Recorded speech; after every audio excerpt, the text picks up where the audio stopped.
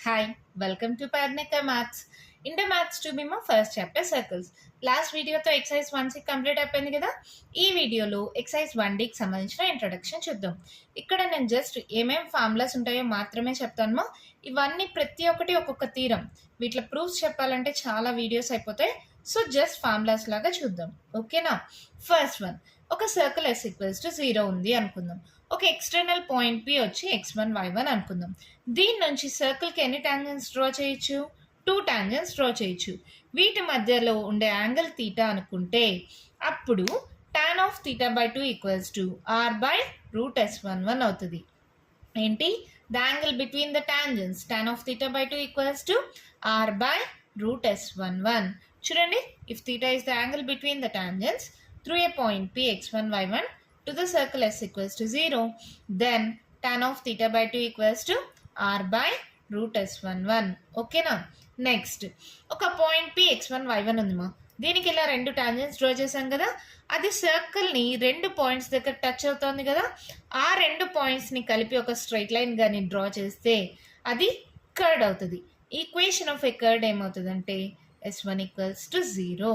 చూడండి, if p x1 y1 is an exterior point to the circle S=0, then the equation of curd of contact of p with respect to S=0 is S1=0. ఈ equation మా S1=0. Next, pole and polar అంటే ఏంటో క్లియర్గా చెప్తాను, తర్వాత definition చదువుదాం.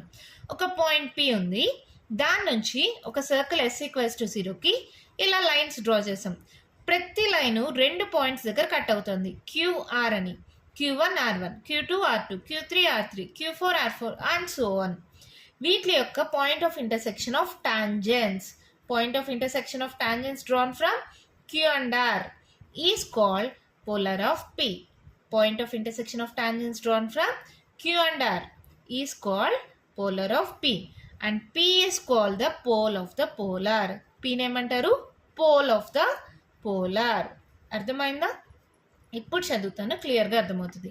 Let S=0 be a circle and P be any point on the plane other than the center of S=0. If any line drawn through the point P meets the circle in 2 points Q and R, then the point of intersection of tangents drawn from Q and R lie on a line. ఈ dotted line అనేది lie on a line called polar of P. ఓకేనమ్మా? And P is called the pole of the polar. అర్థమైందా? Point of intersection of tangents, వాటి మధ్య నుంచి line draw చేస్తామే, దాన్నే polar of P అంటారు. Equation of polar, equation of polar at point P x1 y1 to the circle S=0 is S1=0. S1 అంటే మీకు తెలుసు కదా, xx1 plus yy1 plus g into x plus x1 plus f into y plus y1 plus C=0. ఇప్పుడు ఇవన్నీ గుర్తుపెట్టుకోవడానికి ఒక simple table draw చేసుకున్నామా. ఇక్కడ చూడండి, ఒక పాయింట్ పి x1 y1 ఉంది, టాంజెంట్, కర్డ్, పోలార్. ఓకేనా? ఆ పాయింట్ పి అనేది ఇంటీరియర్ ఆఫ్ ద సర్కిల్ ఉంటే దానికి టాంజెంట్ ఉంటుందా? ఉండదు. కర్డ్ ఉంటుందా? ఉండదు. పోలార్ మాత్రం S1=0. ఆన్ ద సర్కిల్, ఇలా సర్కిల్ పైన ఉంటే టాంజెంట్ ఉంటుంది కదా, టాంజెంట్ ఈక్వేషన్ S1=0. కర్డ్ కూడా ఉంటుంది కదా, ఇలా డ్రా చేస్తే 2 పాయింట్స్, సో S1=0. పోలార్ కూడా S1=0. Exterior of the circle, ఈ పాయింట్ పి అనేది ఎక్స్టీరియర్గా ఉంటే దీని నుంచి టాంజెంట్ డ్రా చేయొచ్చు, కానీ ఈ పాయింట్ దగ్గర టాంజెంట్ ఉండదు కదా, so tangent does not exist. కానీ కర్డ్ ఉంటుంది కదా, సో ఈక్వేషన్ ఆఫ్ కర్డ్ ఏమవుతుంది? S1=0. అలాగే పోలార్ కూడా S1=0. ఓకేనా? ఈ టేబుల్ కానీ గుర్తుపెట్టుకుంటే ఈజీగా గుర్తుంటాయి కదా ఫార్ములాస్. నెక్స్ట్, ఒక straight line LX + MY + N = 0 ఉంది మా. ఒక సర్కిల్ x² + y² = a². అంటే ఈ మోడల్లో ఉందంటే సెంటర్ ఏంటి? 0,0. ఇలా ఇచ్చినప్పుడు స్ట్రైట్ లైన్, సర్కిల్ ఇచ్చి పోల్ కనుక్కోమంటే దానికి ఫార్ములా వచ్చి -a²l/n, -a²m/n. ఒక straight line equation, circle, centre 0,0 ఉన్నప్పుడు పోల్ కనుక్కోమంటే ఏమవుతుంది? -a²l/n, -a²m/n. నెక్స్ట్, ఒక straight line LX + MY + N = 0. Circle general form x square plus why square plus 2gx plus 2fy plus c equals to 0 మోడల్లో ఉంటే pole కనుక్కోమంటే ఆ point ఏమవుతుంది -g plus LR square by LG plus MF minus N comma -f plus MR square by LG plus MF minus N. Denominator same మా చూడండి, LG plus MF minus N, LG plus MF minus N. ఇక్కడ -g -f అంటే centre ఏమవుతుంది -g -f కదా, so -g -f. ఇక్కడ LR square, ఇక్కడ MR square. ఇలా గుర్తుపెట్టుకుంటే ఈజీగా గుర్తుపెట్టుకోవచ్చు కదా పోల్. నెక్స్ట్ ఒక 2 పాయింట్స్ ఉన్నాయి PQ అని. ఆ 2 పాయింట్స్ కాంజుగేట్ పాయింట్స్ అవ్వాలంటే with respect to circle S equals to 0, S12 equals to 0. The condition that the 2 points Px1, y1 and Qx2, y2 are conjugate points with respect to circle S equals to 0 is S12 equals to 0.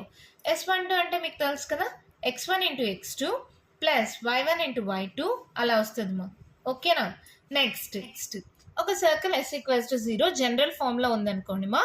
2 straight lines ఉన్నాయి అనుకోండి, ఆ 2 straight lines ఒకదానికొకటి conjugate lines అవుతాయి with respect to the given circle. ఏంటి L1x plus M1y plus N1 equals to 0, L2x plus M2y plus N2 equals to 0 are conjugate lines with respect to the given circle. ఈ కండిషన్ని ఖచ్చితంగా satisfy చేయాలి. ఏంటా condition? R square into L1 L2 plus M1 M2 is equals to L1g plus M1f minus N1 into L2g plus M2f minus N2. ఓకేనా. అదే 2 lines మళ్ళీ circle వచ్చి x square plus why square equals to A square అంటే centre 0,0 ఉన్నప్పుడు satisfy చేయాల్సిన condition ఏంటంటే A square into L1 L2 plus M1 M2 is equals to N1 N2. ఇక్కడ centre 0,0 అయిపోయింది కాబట్టి ఇలా వచ్చింది మా. ఇక్కడ సెంటర్ 0,0 కాదు, -g, -f. సో ఏ స్క్వేర్ ప్లస్లో ఆర్ స్క్వేర్ వస్తుంది, అవునా. ఇక్కడ ఆర్ స్క్వేర్ ప్లస్లో ఏ స్క్వేర్ ఉంది కాబట్టి ఏ స్క్వేర్ వచ్చింది. ఇంకా లోపల ఉండేది సేమే. ఈ పక్క సెంటర్ -g, -f కాబట్టి ఈ పాయింట్స్ ఉన్నాయి. ఇక్కడ ఏం సెంటర్ ఉండదు కాబట్టి N1 N2 ఉంది. రెండింటిని కంపేర్ చేసుకొని గుర్తుపెట్టుకోండి, ఈజీగా గుర్తుపెట్టుకోవచ్చు. ఓకేనా. PQ అనే 2 పాయింట్స్ ఇన్వర్స్ పాయింట్స్ అవ్వాలంటే with respect to circle S equals to 0 condition satisfy చేయాల్సింది వచ్చి CP into CQ equals to R square. 2 points P and Q are said to be inverse points with respect to S equals to 0. Then CP into CQ is equals to R square. Okay now. Next, if Px1, y1 is the midpoint of a curve AB other than the diameter of the circle S equals to 0, then the equation of secant AB is S1 equals to S11. అర్థమైందా? ఒక circle ఉంది, ఒక straight line ఉంది, curd AB. ఈ AB యొక్క mid point వచ్చి P. అలాంటప్పుడు equation of secant AB ఏమవుతుందంటే S1 ఈక్వల్స్ టు S11. ఈ ఫార్ములా సరిపోతాయేమో మీకు ఎక్సర్సైజ్ 1Dలో ఏ ప్రాబ్లం ఇచ్చినా సాల్వ్ చేయడానికి. ఫస్ట్ ఈ ఫార్ములాస్ అన్ని బాగా నేర్చుకోండి. నెక్స్ట్ వీడియోలో ఎక్సర్సైజ్ 1D స్టార్ట్ చేద్దాం. ఓకేనా. మెయిన్గా మీకు ఈ ఫార్ములాస్ గుర్తుండాలి. మళ్ళీ tan of theta by 2 equals to r by root S11 గుర్తుండాలి.